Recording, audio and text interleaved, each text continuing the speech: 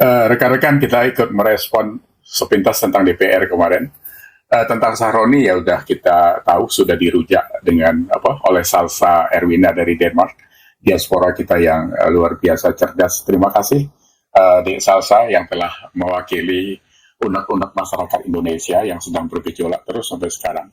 Nah, jadi kalau kita bicara DPR, itu bukan soal 230 juta gaji mereka per bulan. Yang lebih dalam lagi itu saya membacanya adalah anggaran mereka itu tahun 2025 itu 9,1 triliun. Itu artinya kalau dibagi dengan 580 anggota DPR atau 732 lah, karena ada overlap dengan MPR dan DPD. Itu satu orang, itu kita membiayainya 15 miliar satu tahun atau 1,3 miliar per bulan. Jadi besar sekali memang.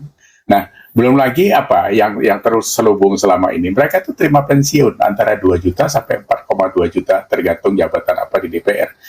Ini sama dengan jenderal yang mengabdi 30 sampai 40 tahun. Itu sama. Pensiunnya itu antara 2 sampai 4,3 juta itu. Jadi ini kan luar biasa bejatnya sebenarnya. Dalam 5 tahun bertugas udah gitu, mereka dapat pensiun seumur hidup. Kalau dia di umur 40 sudah tidak lagi di DPR, berarti kalau dia sampai umur 60 tahun, 70 tahun, 30 tahun kita ngasih makan bangke itu. Ini harus direformasi saya pikir. Jadi bukan sekedar 230 juta, itu kecil banget. Jadi harus gitu. Cuma memang kan di anggaran-anggaran APBN itu tidak transparan juga. Saya tidak tahu Bu Sri Mulyani kenapa begitu memihak pada DPR. Karena seperti anggaran kemarin, anggaran kendaraan eselon 1 yang tiba-tiba naik dari 800 juta ke 900 juta. Katanya sedang ngirit efisiensi dan sebagainya. Karena kenapa sekarang jor-joran? Belum lagi Pak Prabowo nambah lagi 7 lembaga baru dan sebagainya. Ini antara statement dengan apa yang dilaksanakan ini kayak bumi sama langit. Jadi kayak ngomong kayak apa ya, anak-anak main apa, patok lili gitu kan, mencelat ke sana, mencelat kemari. Kalian sendiri sebagai pemimpin kalau sudah tidak bermoral itu susah kita ngomongnya. Jadi harus hati-hati. Saya sampai sekarang masih salut dan saya menghormati Bu Sri Mulyani. Tapi kalau kayak gini, Anda juga termasuk orang yang ikut salah di dalam itu. Jadi hati-hati. Profesionalitas Anda, integritas Anda bisa rusak gara-gara kondisi ini. Gitu ya. Yang berikutnya apalagi tentang anggota DPD itu ada 132 orang, itu juga 10 miliar satu tahun. Itu juga nggak jelas juga entah apa yang dikerjakan gitu.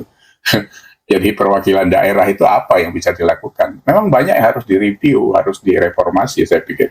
Ya, eh, jadi sekarang ini kalau menurut saya karena begitu luar biasanya reaksi masyarakat, ya memang mereka menjadi musuh rakyat. Jadi wajar saja kalau itu mau diminta dibubarkan. Tapi tidak gampang karena mekanismenya tidak gampang, rekan-rekan sekalian ya. Ya kita memang ngasih makan rayap sekarang ini. Rayap itu kan tahu, rayap itu kalau sama bangunan dia pasti merusak dinding, merusak plafon, merusak apa tiang dan sebagainya. Jadi DPRD ini sama dengan rayap itu. Jadi merusak pondasi bernegara kita. Mereka di situ korupsi semua itu gitu kan. Belum lagi yang lain-lain ya. Eh, kita harus paham juga dari 580 anggota DPR itu, 62% itu atau 360 orang itu pengusaha. Dari 360 orang itu, 262 atau 73% itu mereka punya 1.000 perusahaan.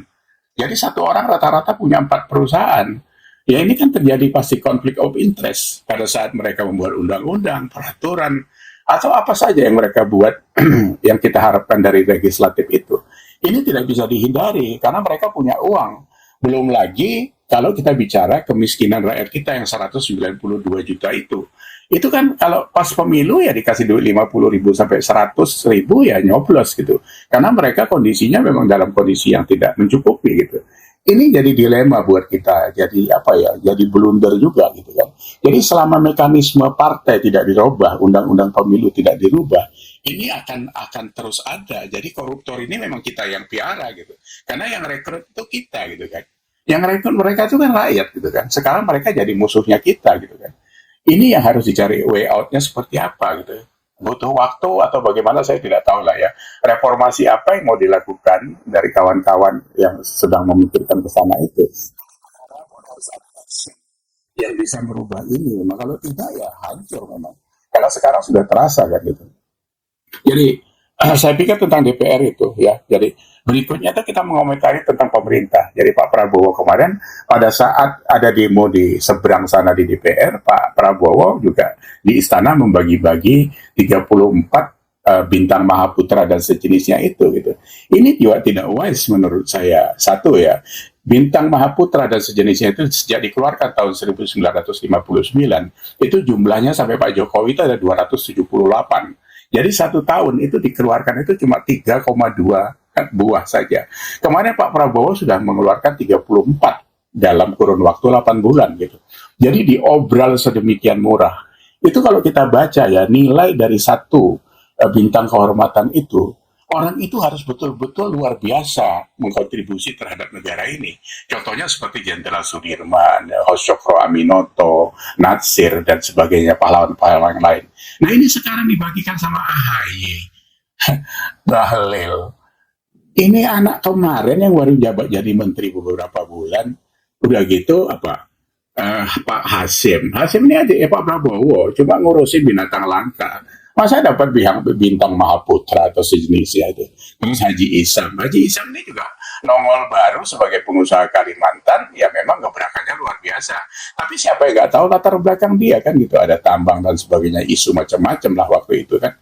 Tapi itu urusan dia gitu. Jadi kalau kita bicara bintang Mahaputra sebenarnya ya dari Jatim tuh ada Ali Marcos, ada Mas Pion. Kenapa tidak Sampurna yang dari tahun 1913, Gudang Garam, James Riyadi dan bapaknya, ya, Putra Sampurna dan sebagainya itu yang sudah puluhan tahun menggerakkan ekonomi Indonesia.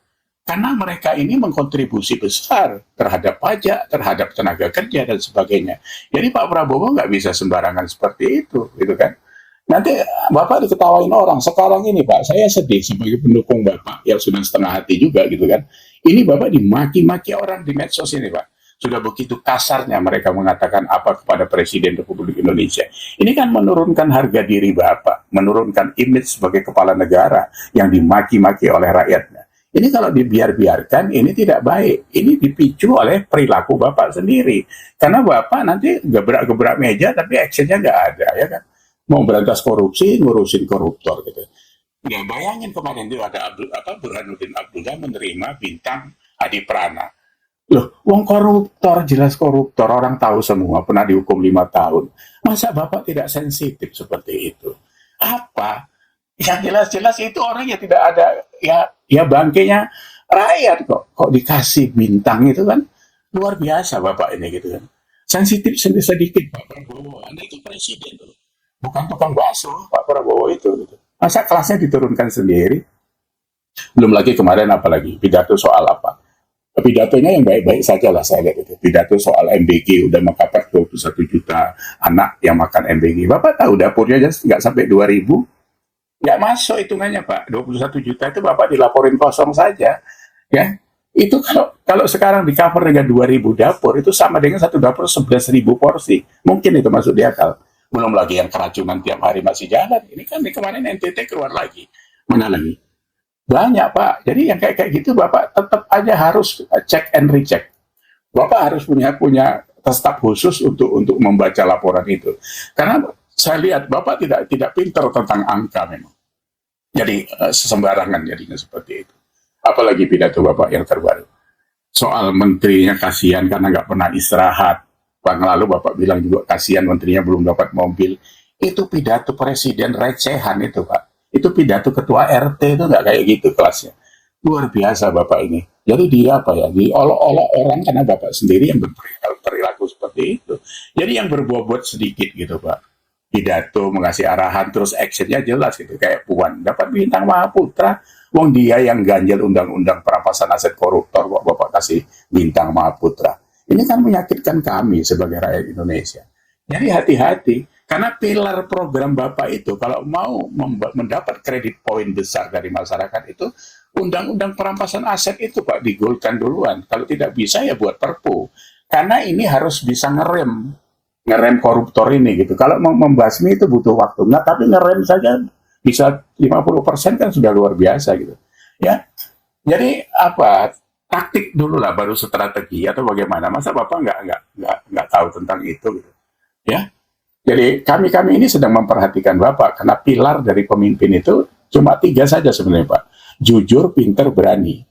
Bapak jujur, saya pertanyakan juga kejujuran Bapak, karena dari pidato ke satu ke action yang lain itu tidak sinkron. Pinter, Bapak mungkin ya bisa iya, bisa tidak gitu. Kalau berani, mungkin Bapak berani karena bekas Kopassus gitu. Kalau pinternya ini tidak maksimal, Bapak sebagai presiden ya memang gawat kita. Ngitung 21 juta MBG saja Bapak bisa salah, apalagi yang lain-lain. Jadi memang kami harus mewaspadai itu semua, karena di pasar ini tambah kisruh semua Pak. Tiap hari itu ada persoalan-persoalan baru yang makan energi masyarakat ini. Ya, itu sampai diaspora dari Denmark, dari mana-mana bersuara begitu lantang itu. Dia prihatin tentang negara ini. Masa Bapak menjadi presiden ke-8, kualitasnya jadi seperti ini Indonesia? Nauzubillah min zalik. Tapi ini masukan Pak Prabowo, Anda sebagai presiden, ingat loh, Bapak itu presiden ya. Ya begitu saja sementara. Terima kasih. Assalamualaikum.